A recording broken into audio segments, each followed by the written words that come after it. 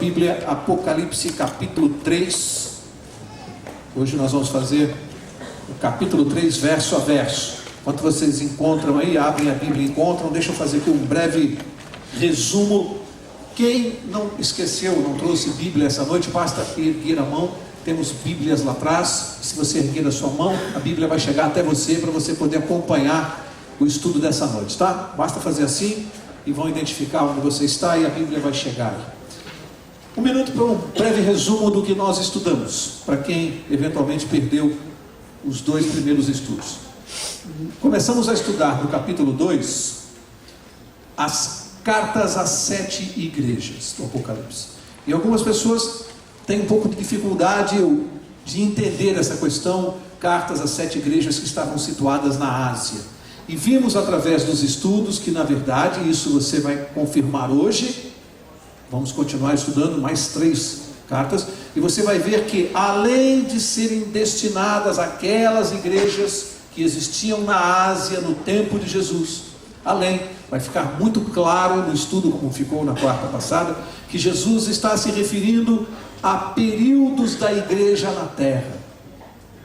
Além de serem 7 cartas para a igreja, são períodos da igreja de Deus. Ele começa falando da igreja dos apóstolos, que conviveram com ele, igreja de Éfeso, em seguida a igreja de Esmirna, onde houve os primeiros mártires do cristianismo, depois a igreja de Pérgamo, aquela igreja que teve um problema com os imperadores, Constantino, Justiniano, o domínio dos imperadores, depois a igreja de Tiatira, lembram-se da Jezabel, aquele poder que nós estudamos aqui, ligado à igreja romana, e hoje vamos estudar as outras 3, Sardes, Filadélfia e por último Laodiceia, que é a 7ª carta e refere-se ao nosso tempo. Você vai ver, igreja do nosso tempo, é a última, é a 7ª.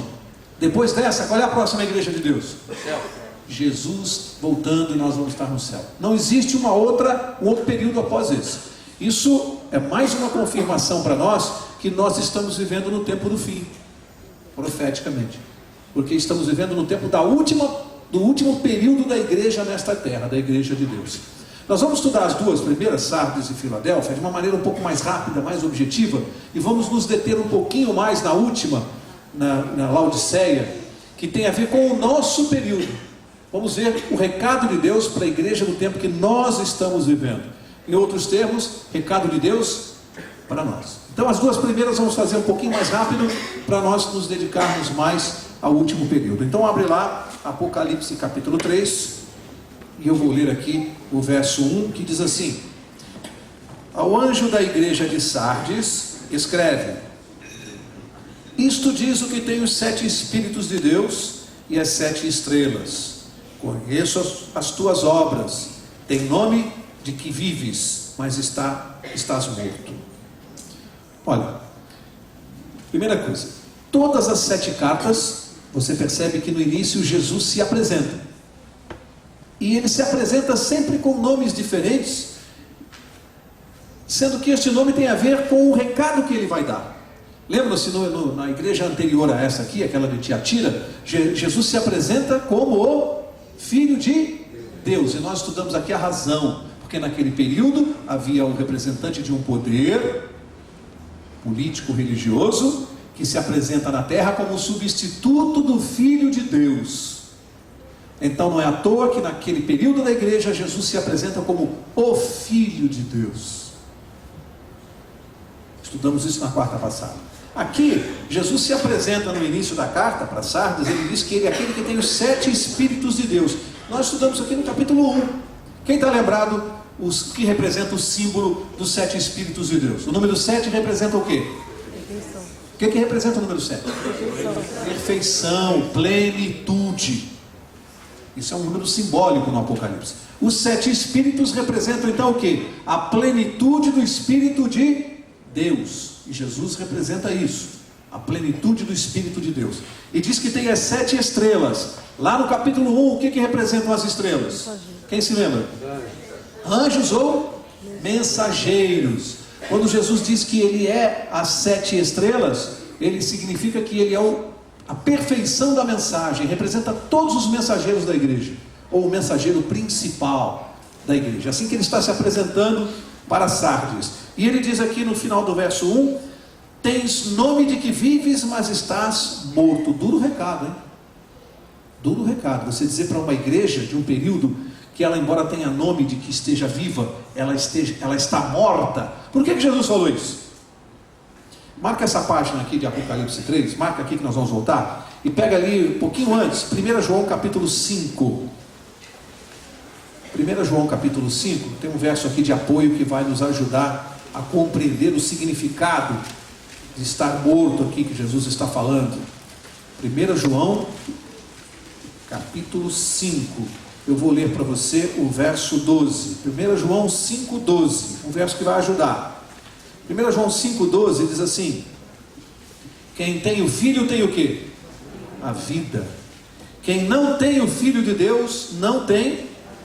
Quando Jesus disse que aquela igreja, embora pareça estar viva, ela está morta, o que ele está querendo dizer? O que está faltando naquela igreja? Ele mesmo. Naquele período houve um abandono, um afastamento de Cristo. Então quando ele diz assim, vocês estão mortos, é porque quem não tem Jesus está morto, não tem a vida. Faltou a presença marcante de Cristo naquele período. Houve um afastamento extremamente perigoso. Vamos seguir, verso 2 diz assim: ser vigilante. Olha o recado para aquele período da igreja, período de Sardes.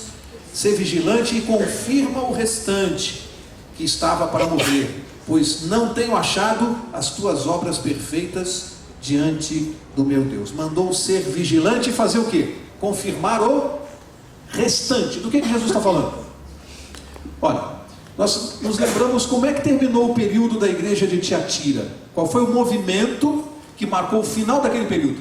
Estudamos na quarta passada. Houve um movimento protestante, movimento da reforma. Quando começa o período seguinte, Jesus diz assim, confirma o restante.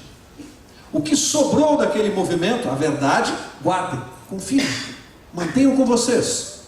Mas ele faz uma repreensão, ele diz assim, mas, o que ele diz aqui no final do verso? Ele diz assim, não tenho achado perfeitas as tuas obras.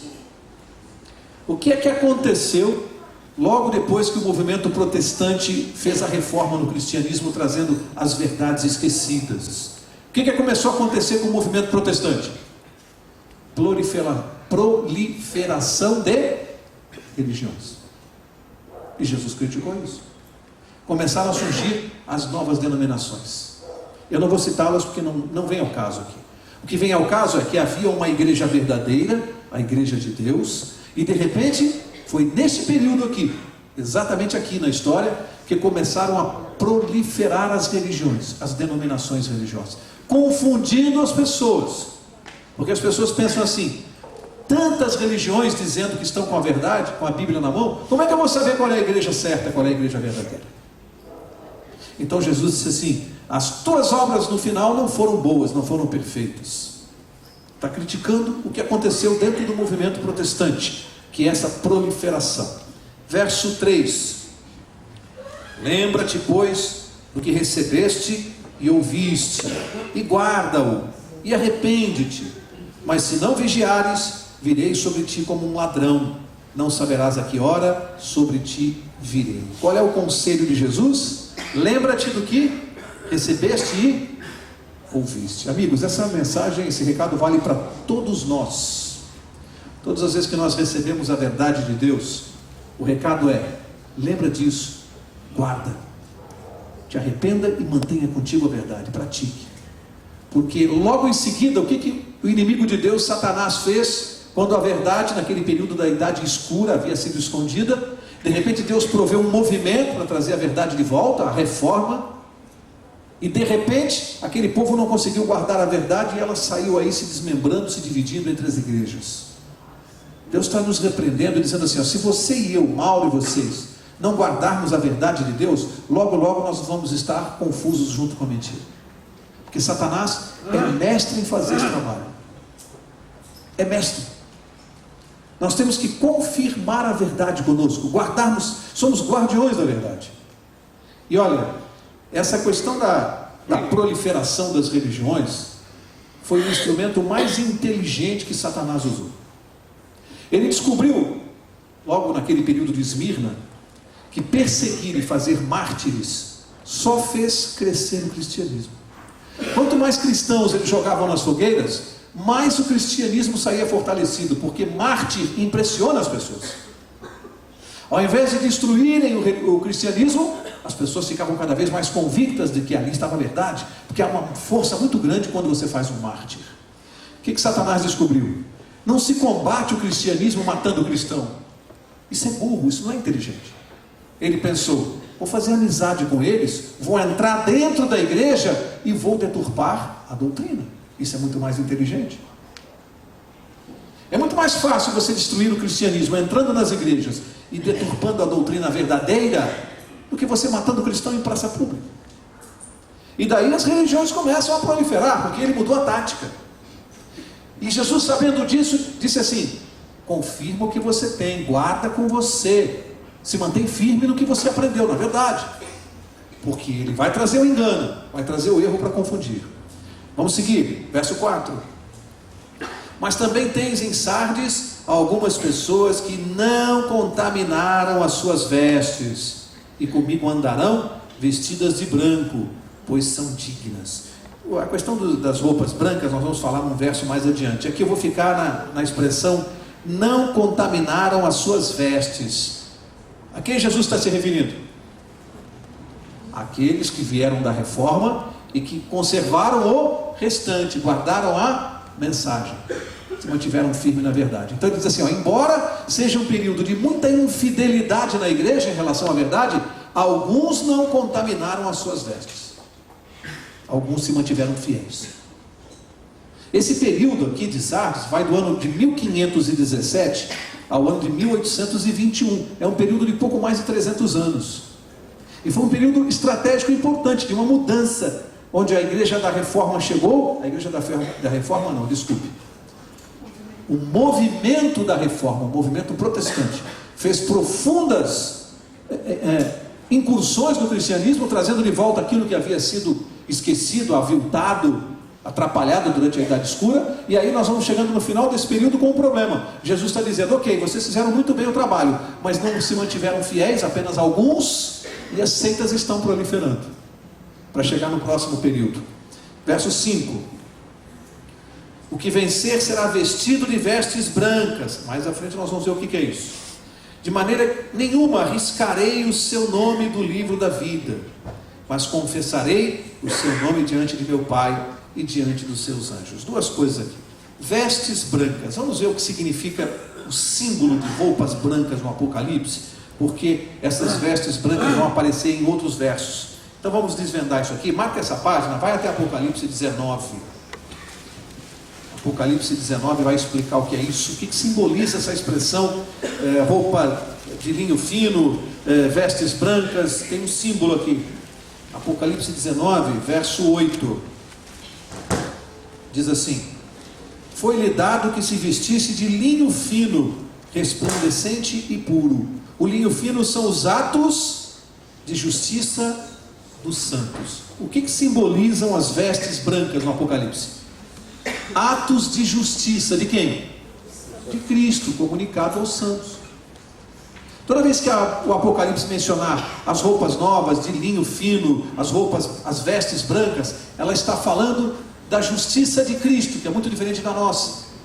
Então quando fala, vou vesti-los com as vestes brancas, eu vou comunicar a minha justiça, e eles que são pecadores serão justificados pela fé. Serão justificados, é a justiça de Cristo em mim e em você. Isso é representado por roupas brancas, vestes brancas. É como se eu chego aqui pecador, aceito Jesus como meu Salvador, me arrependo. Neste momento Jesus tira a minha roupa suja do pecado e me coloca uma roupa branca, que simboliza a pureza e simboliza a justiça dele. Então eu, embora pecador, com as roupas brancas de Cristo, eu estou justificado. É isso que esse verso está dizendo. O que vencer, ele será justificado, ele terá as vestes brancas de Cristo. E diz que o nome dele jamais será riscado do livro da vida. Que coisa interessante aqui, sabe? Porque alguns de nós que possamos estar aqui esta noite, podemos não significar nada nessa terra. Você pode se sentir uma pessoa sem nenhuma importância para ninguém, pode se sentir uma pessoa fraca, uma pessoa com a autoestima baixa, mas Jesus Cristo está falando que se você for um vencedor, o seu nome não vai entrar no livro dos homens, no registro dos homens, vai entrar no livro da vida. Você é pouca coisa? Eu vou perguntar, o que você prefere? Ser o presidente da república da maior nação desta terra, com todas as honras desse mundo por 80 anos, 50 anos, famoso, glorificado? Ou você prefere entrar no livro da vida e ser conhecido perante a eternidade e respeitado? Você escolhe. Jesus está dizendo assim, no livro dos homens, você pode, se você quiser se dedicar, mas o que ele está prometendo para nós é a eternidade no livro da vida. É você ser famoso por uma outra razão, para toda a eternidade. É pouco isso aqui que ele está prometendo para nós? Você troca isso aí por fama aqui na terra? Eu não troco não. É isso que ele está prometendo. Vamos seguir?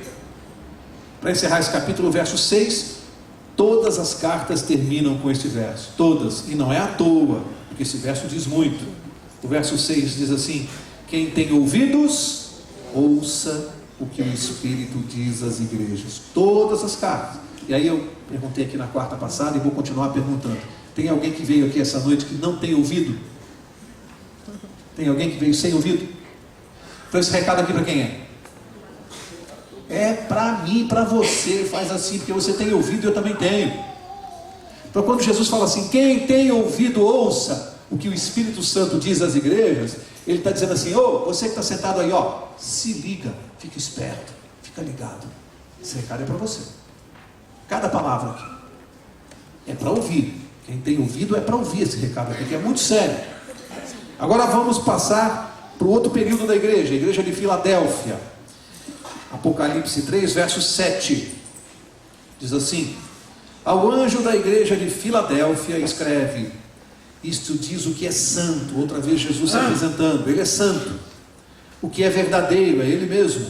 O que tem a chave de Davi, o que abre e ninguém fecha, e fecha e ninguém abre. Interessante essa expressão aqui. Primeiro, o período da igreja de Filadélfia vai de 1821 a 1844. Período mais curto da igreja. Dos 7 períodos, esse é o mais curto. 1821 a 1844. Em 1844 começa o último período, que é o nosso e que vem até nós e vai até a volta de Jesus. Nesse período pequeno, Jesus se apresenta dessa maneira e diz que ele tem a chave de Davi. Ele menciona Davi porque Deus, o próprio Cristo, é que deu autoridade a Davi para ser rei de Israel. A autoridade de Davi era um símbolo da própria autoridade de Cristo. Não é à toa que ele aqui na terra foi chamado o filho de Davi. Lembra-se quando dizia Jesus, filho de Davi? Porque Davi tinha um reinado, um poder, uma autoridade que era símbolo de Cristo. Aqui ele diz que ele tem a chave de Davi. O que a chave representa? Autoridade, poder. E está explicado, porque ele diz, ele é o único que pode. O que ele diz aqui? Vamos ler.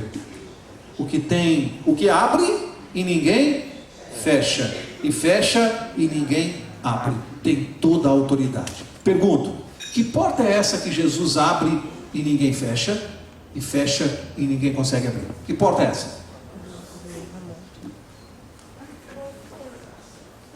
Da graça, da salvação. A porta da salvação e da graça, só Jesus pode abrir e fechar. Ninguém mais pode fechar. Esse verso quer dizer muito, porque ele diz que abre e ninguém fecha. Sabe o que isso significa? Significa que quando eu e você dizemos assim, mata aquela pessoa, pena de morte para ele, para o bandido, eu estou tentando fechar a porta da graça para a salvação dele. Porque se eu matar, como é que fica a salvação dele? Ele perdeu a oportunidade de se arrepender. Eu estou retirando dele a oportunidade de se arrepender. Eu estou tentando fechar uma porta que só Jesus pode fechar.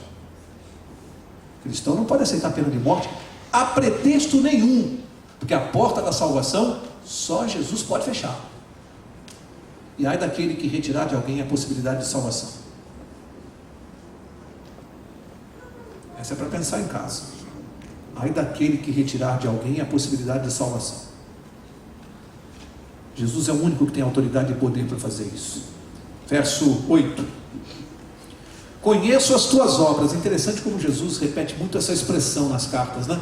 Conheço as tuas obras, demonstrando onisciência da nossa vida, nossos pensamentos, de todas as pessoas. Conheço as obras desse período da igreja. Ele diz: diante de ti pus uma porta aberta, que ninguém pode fechar. Sei que tens pouca força, entretanto guardaste a minha palavra e não negaste o meu nome. Aqui estão, nesse pequeno período, aqueles que vieram do período de Sardes e que não contaminaram as suas vestes, que trouxeram a verdade pura. Amigos, prestem atenção numa coisa. Desde o primeiro período, lá de Éfeso, da igreja apostólica, até aqui, com todos os atropelos, as batalhas, as perseguições, as mortes, a Jezabel, o Balaão, os Nicolaitas, com tudo que Satanás fez para conseguir tirar a doutrina genuína de Cristo, a verdade, para que não chegasse até nós. Chegamos nesse período agora, pertinho de nós, e Jesus está dizendo que ainda tem um povo que está trazendo a verdade. Deus nunca deixou a verdade se perder, nunca. Sempre alguém veio com a bandeirinha da verdade. Esse povo atravessou os séculos e a verdade nunca se perdeu. Quem protegeu a verdade? O próprio Cristo Jesus. Portanto, é impossível que alguém chegue hoje e diga assim: ah, Mauro, não é possível. Desde o tempo de Cristo, há 2000 anos atrás até hoje, a verdade já se perdeu pelo caminho, já foi deturpada. Não foi não, porque o próprio Jesus Cristo que está dizendo aqui que a verdade dele está chegando aqui até nós. Já está pertinho, está no período passado. E já vamos chegar no próximo e você vai ver. Se a verdade de Jesus chegou até mim e você, você vai ver. Ele sempre protegeu. E há sempre um povo que traz e que não perde. E ele elogia estes. E aqui ele diz que há uma porta, te pus uma porta aberta. Aqui é importante entender o período. Em que período nós estamos aqui? Quem se lembra? Tempo. 1800 a 1800 Jesus disse que pôs uma porta aberta. Essa porta aberta não é uma porta aberta para o céu. Ele está falando de uma porta aberta no céu. E nós estamos chegando perto de 1844. Aqui é preciso um pouquinho de conhecimento do santuário de Israel. Jesus está no céu nesse período. Nós sabemos. Onde ele está agora? Onde estava nessa data? No santuário celestial, o que Jesus estava fazendo? Ministrando em qual dos dois compartimentos? Santo ou Santíssimo? Antes de 1844? Santo. Aí diz que pôs uma porta aberta no céu. E nós estamos chegando em 1844. Lembra-se que um povo, esse povo fiel, começou a interpretar que o ano de 1844 se referia ao quê? Ao povo de Deus. Errou aqui numa profecia. Eles interpretaram errado e acharam que era o quê? A volta de Jesus. Mas Jesus falou: não, é uma porta aberta no céu. Eles não entenderam que era a passagem do lugar santo para o Santíssimo. A porta da salvação diante do trono de Deus, sem intercessor, sem intercessão do sacerdote. Era direto. Jesus está falando aqui da passagem para o lugar santíssimo, que a igreja de Filadélfia não conseguiu perceber. Só a igreja de Laodiceia entendeu. Vejam como as profecias são. Segue, verso 9. E aqui ele volta a usar uma expressão pesada, né?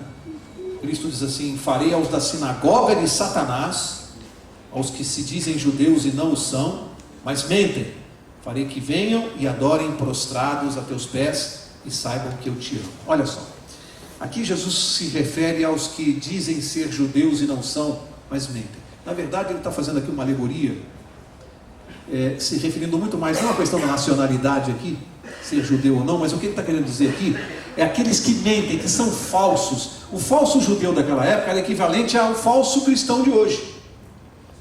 Então é aquele que está se apresentando como cristão, mas é um enganador, porque de cristão ele não tem nada. Jesus disse que esses frequentam a sinagoga de Satanás. Só que ele está escrevendo para o período da igreja. Onde é que estão esses? Dentro ou fora da igreja? Dentro. Dentro. É um perigo se fazer parecer cristão sem ser. Lembram-se por que Jesus destruiu a figueira? Por que ele destruiu?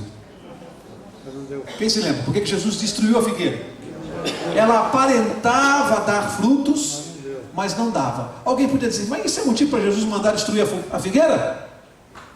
Ali havia um recado muito importante para nós. Aquele que aparenta ser e não é, ele é perigoso, ele vai enganar muita gente. Jesus mandou destruir a figueira. É o que ele vai fazer no final dos tempos com o cristão que aparenta ser, mas não é. Aparenta ser, mas não é. Eu sempre digo uma coisa, espero que vocês guardem, porque isso foi muito importante para mim, entender isso. Qual é a religião mais perigosa? Pensem no que eu vou perguntar. Pensem, não responde de improviso. Raciocínio. Qual é a religião mais perigosa? A que contém a maior quantidade de mentiras ou a que contém a maior quantidade de verdades? Qual é a mais perigosa? Eu dei uma dica, eu mandei pensar. Porque a minha pergunta induz uma resposta. Qual é a religião mais perigosa? A que tem a maior quantidade de mentira ou a que tem a maior quantidade de verdade? A que tem a maior quantidade de verdade. É essa que vai enganar com mais facilidade. Porque a que tem a maior quantidade de mentira vai ser desmascarada mais rapidamente. Se eu fundar uma religião que tenha 90% de verdades da Bíblia e 10% de mentira, eu vou enganar muito mais as pessoas do que uma religião que só tem 10% de verdade. Ela vai ser desmascarada mais rápido. Portanto, o perigo é das religiões, está nas religiões que tem 99% da Bíblia, verdades, mas enfia 1% de mentira. Essa religião é perigosa. E aqui entram as igrejas protestantes. Todas falando de Jesus, todas usando a Bíblia, todas lendo a Bíblia, mas os 5% de mentira que eles encaixam são extremamente malignos, porque enganam as pessoas. Guarda uma coisa, a igreja de Cristo, a religião de Cristo, a igreja verdadeira, não tem 0,01 de mentira. Ela tem que ser 100% de verdade, senão não é de Cristo. Cuidado com religiões que tem 0,5% de mentira. É a mais perigosa de todas. É a que vai enganar mais gente. Vamos seguir? Verso 10. Visto que guardaste a palavra da minha perseverança, também eu te guardarei da hora da tribulação que há de vir sobre todo o mundo, para provar os que habitam sobre a terra. Guardaram a palavra da minha perseverança. E tem uma promessa aqui: te guardarei do que, hein? Diz aqui, do que Jesus vai guardar aqueles que são os guardadores da verdade? Do que? Também eu te guardarei o que? Da hora da tribulação, gente. Do que Jesus está falando aqui? Do tempo de angústia, que nós vamos estudar mais adiante, das 7 pragas. Há uma promessa para o cristão sincero, verdadeiro, fiel. Há uma promessa aqui fundamental: Jesus vai nos preservar do tempo da angústia. Proteção na hora que o bicho vai pegar. Desculpe a expressão. Proteção. Quando a gente chegar no estudo das 7 pragas, vocês vão ver do que Jesus está falando aqui. Um tempo que está por vir. E ele promete proteção aos fiéis. Em que grupo você quer estar, hein? Você pode escolher. Ele promete proteção. E o que vem por aí é bravo. E a gente vai estudar aqui. Não falte. Verso 11. Verso 11 diz assim: venho sem demora, guarda o que tens, para que ninguém tome a tua coroa. Venho sem demora. Gozado. Aqui, gozado não, interessante.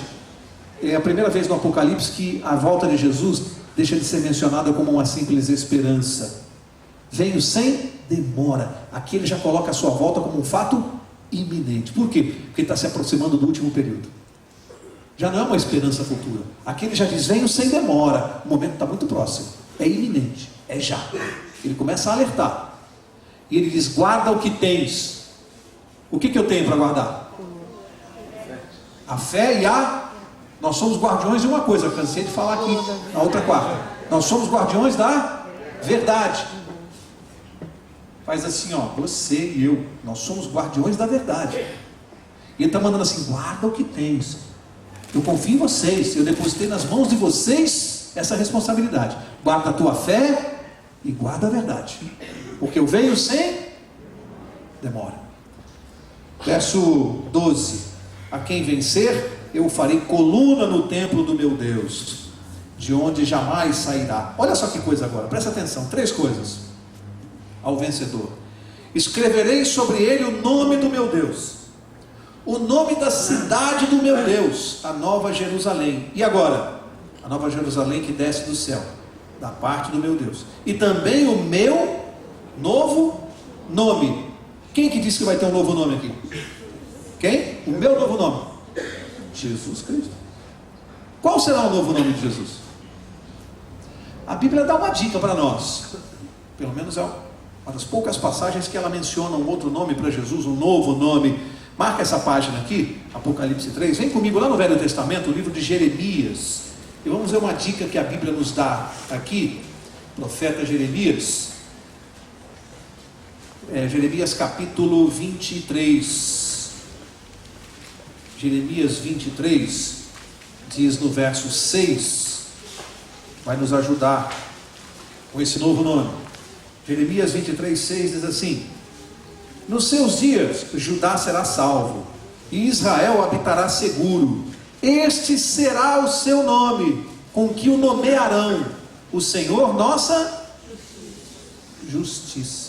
Qual será o novo nome de Jesus? Nossa justiça. Está aqui na Bíblia. Interessante, porque essas 3 marcas Jesus vai colocar no vencedor: o nome do seu Deus, o nome da Nova Jerusalém e o novo nome dele. E aqui me faz lembrar uma história que eu achei interessante, é uma ilustração. No tempo da guerra, queriam mandar uma garotinha de 4 anos de volta para sua terra na guerra. Queriam salvá-la, tirá-la dali. Os pais moravam lá na sua cidade e a menina estava com parentes, e os parentes, para tirarem a menina da guerra, 4 anos queriam devolvê-la para sua terra, numa viagem de trem, mas havia uma imposição: nenhum dos parentes poderia acompanhá-la, ela teria que viajar sozinha. 4 anos, uma viagem de trem. Os parentes, para salvar a menina e por amor a ela, tiveram uma ideia. Resolveram colocar uma placa na menina, na frente o nome dela e nas costas o endereço dela, o nome da cidade. E tiveram uma ideia: colocaram a menina no trem, no bagageiro, junto com as malas, etiquetada junto com as malas. E ali a menina viajou sozinha, atravessou a fronteira em segurança e chegou na sua terra, quando estava lá no ponto final do trem, na estação. A mãe aflita esperando, e como a menina estava junto com as bagagens, com o nome tudo certinho, a mãe na hora já pegou a filha, abraçou, choraram, a menina viajou direitinho junto com as bagagens. Sabe, muitos de nós estamos fazendo a mesma viagem. Alguns de nós talvez não estejamos viajando na primeira classe, alguns estejam se sentindo viajando junto com as bagagens nesse mundo aqui. Mas está preocupado com o quê? Você está etiquetado, está lá Nova Jerusalém, tem o nome do seu Deus, e o pai está aflito na estação te esperando. Você está preocupado com o quê? Alguém está se sentindo viajando com as bagagens aqui agora? Está mal a tua vida? Mas para onde você vai? Você pode ter certeza que o pai vai estar na estação te esperando. Você vai chegar lá. Nova Jerusalém, está na tua etiqueta, está na bagagem. Isso, ele está selando a gente, está botando etiqueta com todo amor e carinho, e diz assim: fica tranquilo, confia em mim, você vai chegar. Está próximo, hein? Não pensa que isso aqui é historinha, porque isso está próximo. Verso 13, terminam todas as cartas assim, né? Quem tem ouvidos, o que faz? Ouça o que o Espírito diz às igrejas. Agora vamos começar, para encerrar o estudo aqui, a última parte, igreja de Laodiceia. Esse é o nosso período, vai de 1844 até nós aqui hoje. Nós estamos vivendo esse período aqui. Portanto, amigo, isso que nós vamos estudar aqui agora, Jesus mandou escrever não, ditou, né, para João, para nós, igreja de Laodiceia. É para nós, aqui é direto o recado. Nós estamos vivendo aqui nesse período.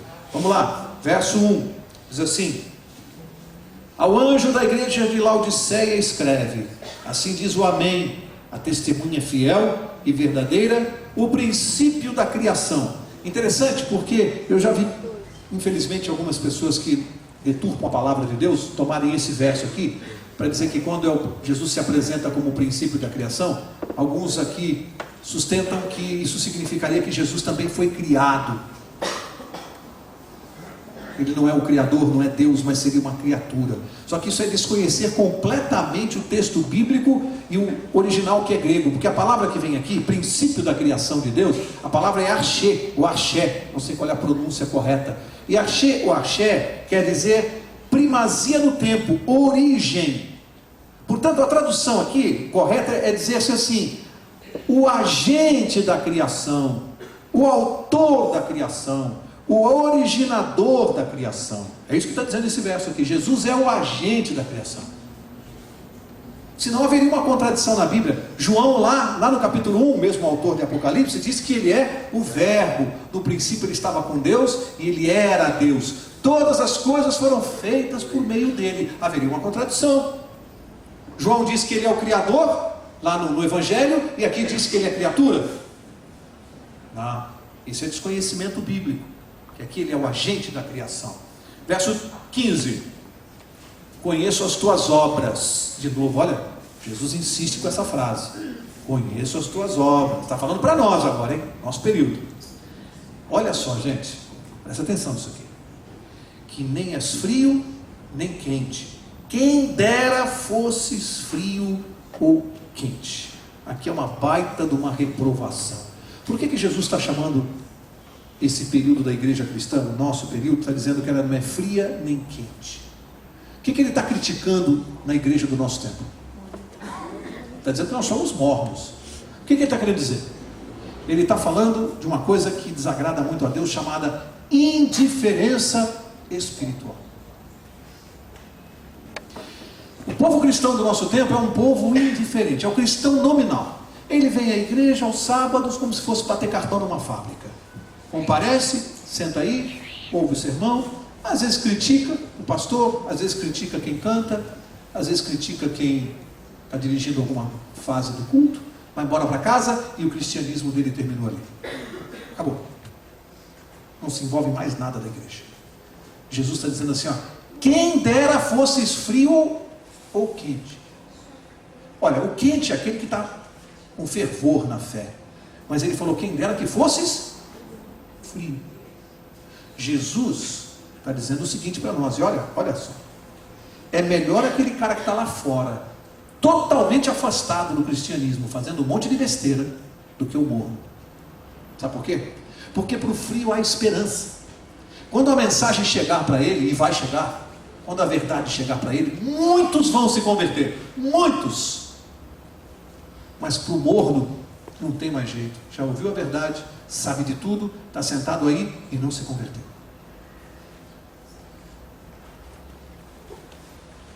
Recado para nós.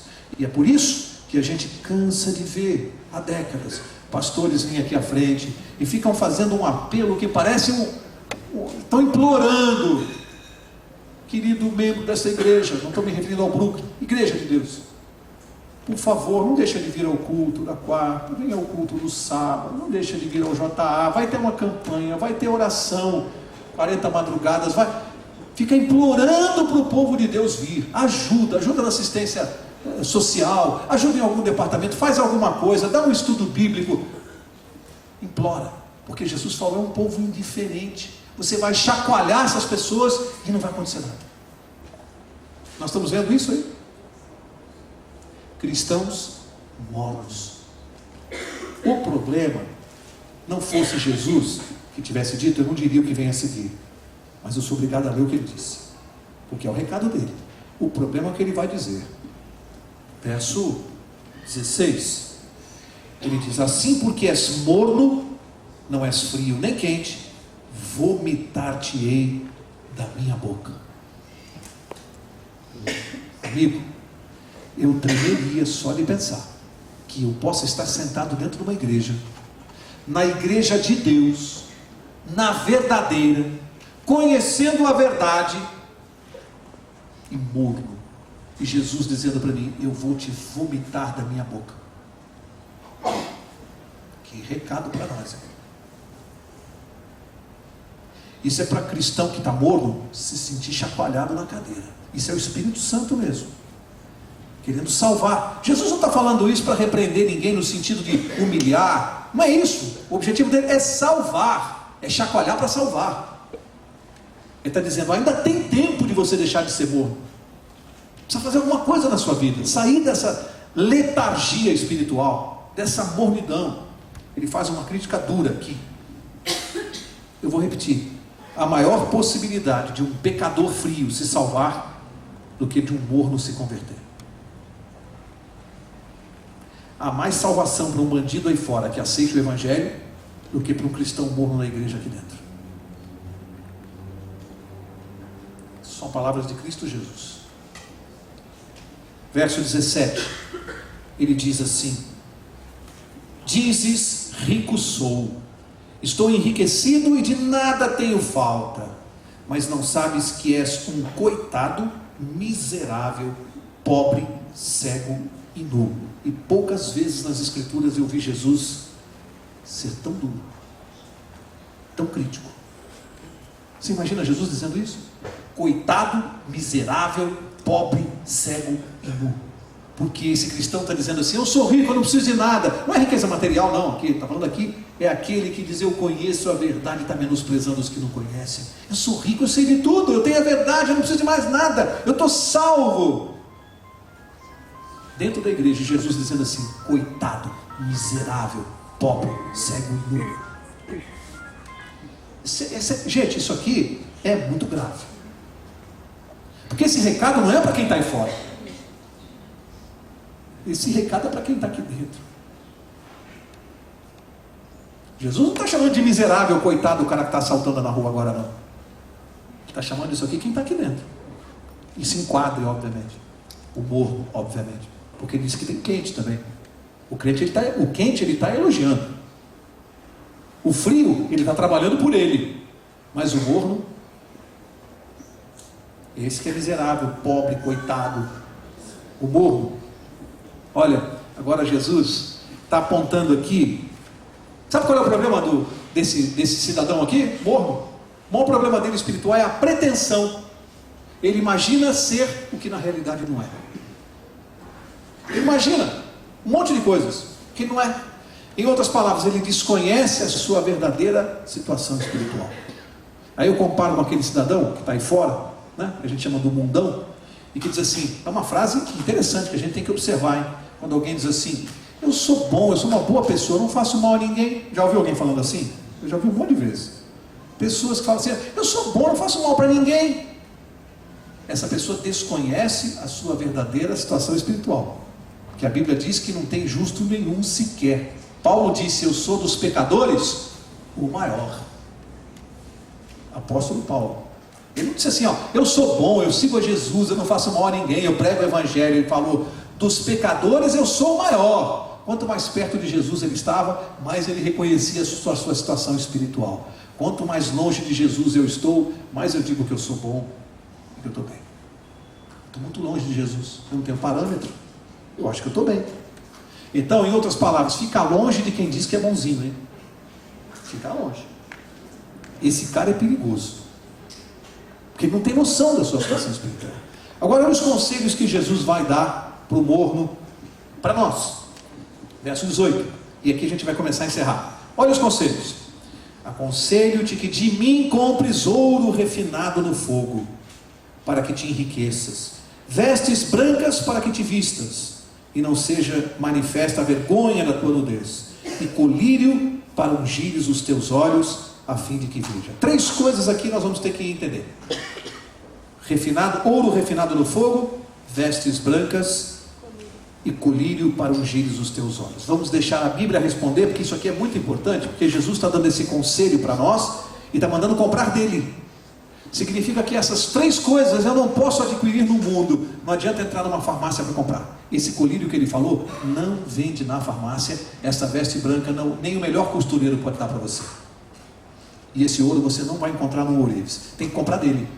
Aconselho-te que de mim compres, ele disse. Então vamos ver o que são essas 3 coisas que podem me salvar, podem me tirar da mornidão. Vamos ver? Primeira delas, ouro refinado no fogo. Pega lá, Jó, livro de Jó, verso 23 Jó, verso 23.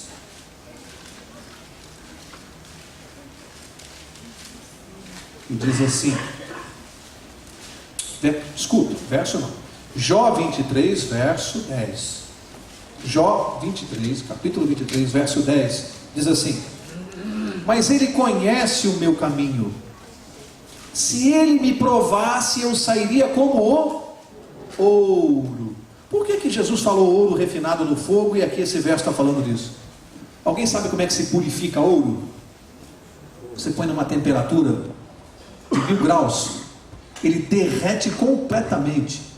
E aí, o que fica boiando na superfície do ouro? As escórias, a sujeira. Você remove aquela sujeira, a escória do ouro. Quando ele endurece outra vez, ele fica purinho. Então esse processo de aquecimento é para refinar. Quando Jesus está falando de ouro refinado no fogo, ele está falando de uma coisa que purifica a nossa vida, chamada fé. Quer saber? Abre lá agora para concluir essa explicação. Hebreus, um pouquinho antes de Apocalipse, Hebreus capítulo 11. Nós vamos ler, mas muitos vão falar de cor. É um verso muito conhecido. Hebreus 11, 6. Vamos ver o que é o ouro refinado no fogo. Hebreus 11, 6 é um verso muito conhecido. Ele diz assim: ora, sem fé é impossível o quê? Agradar a Deus. Pode parar aqui.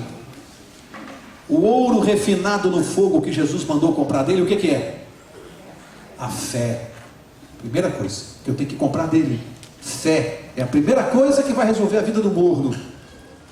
Aumentar a sua fé em Cristo. Pessoa morna não tem total fé em Jesus. Não tem. Se provar, se vier uma provação, vai ficar pelo caminho. Fé. Segunda coisa que ele mandou comprar dele, vestes brancas. Nós já vimos lá em Apocalipse 19, 8. O que simboliza a veste branca? Quem se lembra? A justiça de Cristo. Qual a importância disso? Veja comigo aqui. Abre Isaías 64. Isaías, capítulo 64. Vamos ver por que é importante essa veste branca. E por que Jesus mandou comprar dele veste branca. Isaías 64, verso 6. Isaías 64, 6. Olha o que diz aqui: todos nós somos como o imundo, e todos os nossos atos de justiça como o trapo de imundície. Todos nós caímos como a folha, e os nossos pecados como um vento nos arrebatam. Jesus comparou a nossa justiça própria, aquele que diz eu sou bonzinho, eu não faço mal para ninguém. Ele está vestido de quê? Trapo de imundície. Não é à toa que quando Adão e Eva pecaram, quem se lembra a primeira roupa que eles vestiram? Folha de... O que Deus fez? Mandou tirar e colocou o quê? Pele de cordeiro. A nossa justiça própria para Deus é como trapo de imundícia, é sujeira. Por mais bonzinho que você acha que você seja, para Deus você está vestido de trapo de imundícia. A primeira coisa que Jesus mandou fazer é ter fé. A segunda, troca essa roupa da tua justiça própria. Você acha que você é bom, que você é isso, que você é aquilo, que você vai ganhar o céu por aquilo que você faz? Tira isso e se veste com a minha justiça. Crê em mim e deixa eu te botar a veste branca. Porque a nossa justiça própria para Deus, trapo de imundícia, não serve para nada. É isso que ele está corrigindo. Aqueles que acham que são bonzinhos. O que mais? Agora, o colírio para ungires os teus olhos. Atos capítulo 10. Atos 10. Eu vou correr porque já estamos encerrando. Atos 10, verso 38. Vamos ver esse colírio aqui que Jesus está falando. Tem que comprar dele. Atos 10, 38. Diz assim: como Deus ungiu a Jesus de Nazaré, com o quê? O que diz a tua Bíblia? Com o Espírito Santo e com poder, o qual andou fazendo bem e curando a todos os oprimidos do diabo, porque Deus era com ele. Qual foi a unção que Jesus colocou em Jesus Cristo de Nazaré? A unção do Espírito Santo. Que colírio é esse que Deus mandou, Jesus mandou ungir os nossos olhos? O Espírito Santo. Que trabalho ele vai fazer? Por que eu preciso desse colírio nos meus olhos? Vamos ver por quê? Abre lá comigo. Efésios 1, 18. Efésios 1:18. Vamos ver por que eu preciso do colírio do Espírito Santo na minha vida, além da fé e das vestes brancas da justiça de Deus. Agora o último componente da receita de Cristo, o colírio. Efésios 1:18 vai fazer uma coisa muito importante na minha vida. E diz assim: oro também para que sejam o quê? Iluminados os olhos do vosso entendimento, para que saibais qual seja a esperança da sua vocação e quais as riquezas da glória da sua herança dos santos. O que o colírio do Espírito Santo faz comigo? Ilumina os olhos do quê? É a minha visão que vai abrir? Do meu significa que sem o colírio do Espírito Santo, você está vivendo no mundo e não consegue entender nada. Você vai ler a Bíblia e não vai entender nada. Porque quem abre o nosso entendimento é o Espírito Santo. Então Deus disse assim, 3 coisas para a nossa salvação: fé nele, justiça de Cristo, vestes brancas, e Espírito Santo, discernimento, para discernir o bem do mal, distinguir o pecado de longe. Quem está com o Espírito Santo sabe o que é certo e o que é errado, chama o pecado pelo nome. Quem está sem o Espírito Santo defende tudo o que está errado, porque acha que aquilo não tem nada de mal, porque não tem o colírio do Espírito Santo. É ele que abre a mente, é ele que dá discernimento. Jesus mandou comprar essas 3 coisas dele, e nós temos que buscar com ele. Gente, vamos encerrar agora. Eu quero agora, rapidinho, vamos ver o verso, falta o verso 19, né? 3 versos faltam. Apocalipse 3, vamos fazer os últimos versos. Verso 19, diz assim: eu repreendo e castigo a todos quantos amo, portanto sê zeloso e arrepende. Aqui é importante entender isso, para a gente não fazer confusão. O que é o castigo de Deus? Porque senão alguém vai olhar para Deus e vai achar que Deus é um Deus castigador, e não é isso. Ele diz que repreende e castiga quem? Todos os quantos amam. Portanto, essa repreensão aqui, esse castigo tem que ser muito bem compreendido. Sabe aquela história do pastor que tinha várias ovelhas e uma era desobediente? Então ele ficava cuidando delas e tinha um abismo. Aquela desobediente sempre fugia do rebanho e ia sempre na direção do abismo, e fazia o pastor sair correndo para ela não cair. Todo dia a mesma coisa. E ele colocava ela de novo no rebanho, e ela saía do rebanho, o rebanho ia para lá, e ela vinha para cá, na direção do abismo. E o pastor a cada dia sabendo, um dia ela vai cair, ela vai morrer. Por amor a ela, sabe o que ele fez?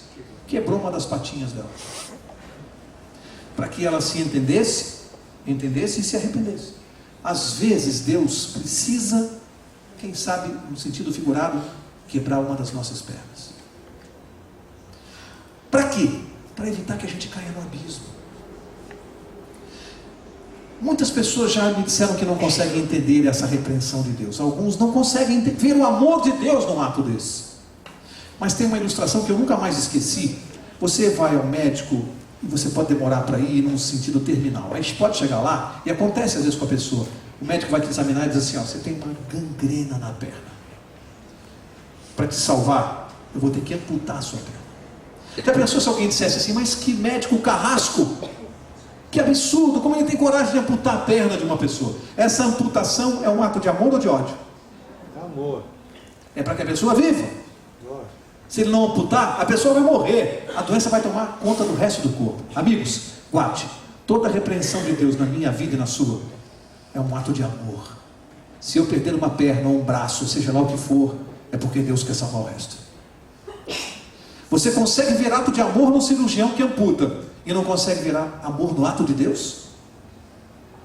Às vezes a gente vê algumas amputações, é o amor de Deus para salvar, para que a doença não tome conta do resto do corpo e não tire a nossa salvação. Consiga olhar para o amor de Deus dessa maneira, e você vai entender um pouco melhor. Verso 20 diz assim, esse é um dos versos mais bonitos da Bíblia. Esse aqui valeria um sermão inteiro, só no verso 20, mas como a gente está no fim, só posso falar 2 minutos. Mas o verso 20 era um sermão. Um dia ainda vou preparar um sermão sobre esse verso aqui, eu gosto muito. Jesus dizendo assim: eis que estou à porta e bato. Se alguém ouvir a minha voz e abrir a porta, entrarei em sua casa e com ele cearei e Ele comigo. Tem tanta coisa, mas eu vou ter que passar voando por aqui. Primeira coisa, nesse capítulo 3 de Apocalipse, Jesus falou de duas portas. A primeira, nós vimos lá atrás, uma porta no céu, quando Ele passou do lugar santo para uma porta no céu, que estava como? Aberta ou fechada? Aberta. Agora no final, no verso 20, Ele fala de uma outra porta, não está no céu, está na terra, está aberta ou fechada? Tanto que Ele está batendo. Olha que coisa interessante, a porta do céu, só Ele pode abrir. A porta da terra, só eu posso abrir. A porta do céu, Ele abriu para que eu pudesse me salvar.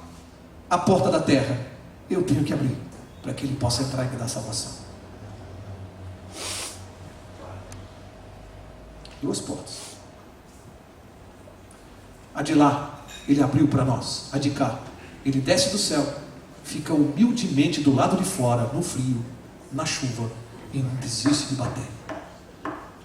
Ele não bate só não, porque Ele está batendo, mas Ele diz assim, se alguém ouvir a minha voz, Ele está só batendo? Ele também está gritando.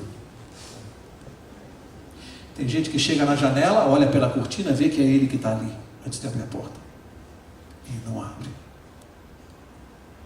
E Ele continua. Bate uma, bate duas, bate 10, Ele não desiste, está no frio e na chuva, implorando. Aquele Jesus que falou, coitado, miserável, pobre, nu, para chacoalhar, é o mesmo Jesus que está batendo na porta, dizendo assim, mas eu te amo mesmo assim, eu não vivo sem você, vem ficar comigo, deixa eu te vestir, deixa eu cuidar de você, deixa eu te dar colírio, deixa eu te alimentar, porque eu te amo. E Ele diz que se alguém abrir a porta, Ele vai entrar e vai cear com Ele, vai entrar. Sabe de uma coisa? Essa entrada aqui é uma coisa fantástica, porque quando Jesus entra na... Que porta é essa que Ele está batendo? Coração. É na porta do coração que Ele está batendo. A cada batida, guarda isso, a cada batida, se eu não abro, eu diminuo a minha força para abrir na próxima. Cada batida que eu não abro, diminui a força para abrir na próxima. Paulo diz que a mente vai ficando cauterizada. Cuidado se você está ouvindo o som, porque cada vez você vai ouvir mais baixo. Mas diz que quando Ele entra nessa casa, Ele vai cear. Sabe por quê? Quando Jesus entra, Ele não entra sozinho. Ele entra junto com a divindade que há nele, com todo o poder que Ele tem, com todo o poder do Espírito Santo. Entra toda a caravana do céu. Significa que onde Satanás mandava, acabou a brincadeira. Acabou a brincadeira. Troca. Tinha um programa na televisão que chamava-se Sob Nova Administração. Às vezes quando uma padaria muda de dono, você vê lá, né? Sob Nova Administração. Quando Jesus bate e você abre, você está andando na rua com um cartaz. Sob Nova Administração. Tem outro rei mandando na sua vida. Tem outra autoridade comandando o seu pensamento. Satanás fica que nem bobão. Sob nova administração. Aqui, ele não manda mais. É disso que ele está falando, é pouco. É pouco o que ele faz. Desce do céu, fica batendo na porta, fica esperando, entra, toma conta, toma posse e acabou a brincadeira. Para encerrar, verso 21. Ao que vencer, dar-lhe-ei a sentar-se comigo no meu trono, assim como eu venci, me assentei com meu Pai no seu trono. Esse assentar-se com Jesus no trono dele, obviamente que não são todos os crentes ao mesmo tempo, todos sentados no trono de Jesus. Não. Lá em Apocalipse, não vai dar para ver agora, Apocalipse 20, verso 4, explica, né? Durante o milênio, e vi tronos no céu, e os que estavam assentados sobre ele, estavam fazendo o que no milênio? Os santos estavam fazendo o que no tribunal do céu? Julgando o que? Aqueles que não se salvaram, a justiça de Deus. E aqueles que não se salvaram. Darei a sentar-se comigo no meu trono. Nós estaremos junto com Cristo, exercendo a autoridade que Ele tem no céu para julgar. É isso que Ele está falando. E o verso 22. Quem tem ouvidos, o que faz? Ouça. Recado para nós. Na próxima quarta nós vamos começar a estudar o capítulo 4. Eu não sei se vocês repararam quantos recados para a minha vida, para a sua vida nessas cartas às igrejas. Quanto puxão de orelha, quanto apelo de Cristo, quanto amor dele. Eu vou pedir ao pastor agora para orar, para encerrar esse estudo bíblico. Quero deixá-los todos convidados para a próxima quarta, mas pastor, na sua oração, nos coloque diante de Deus, faça com que os nossos ouvidos estejam bem abertos, que a gente possa ouvir essa batida de Cristo, e que não haja nesta igreja nenhum morno, que não haja, que o poder do Espírito, se alguém entrou aqui se sentindo assim, que você saiba que há poder no nome de Jesus para resolver problema de mornidão, há poder, Jesus resolve isso.